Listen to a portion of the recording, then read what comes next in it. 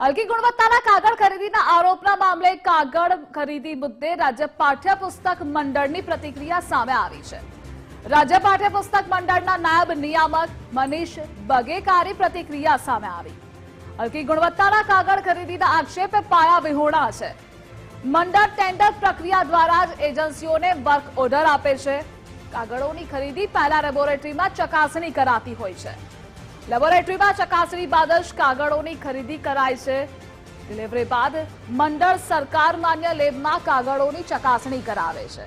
તો બ્રાઇટનેસ કાગળોની ગુણવત્તાના માપદંડો પહેલેથી જ નક્કી કરેલા હોય છે। વર્તમાન કાગળોની ગુણવત્તા બધા જ માપદંડોના પર ખરી ઉતરે છે।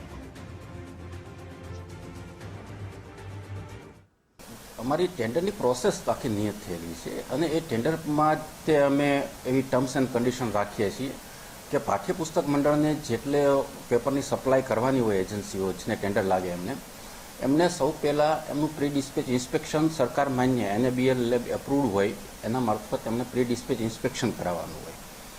એટલે એ 100% તમામ જથ્થાનું ઇન્સ્પેક્શન કરાવે, એમાંથી સેમ્પલો લે, એનું ટેસ્ટિંગ કરે, ટેસ્ટિંગ કરી અને એ ક્વોલિફાઈડ થાય એ પછી જ તે સપ્લાય શરૂ થાય, પછી જ સપ્લાય અમને મોકલી શકે છે।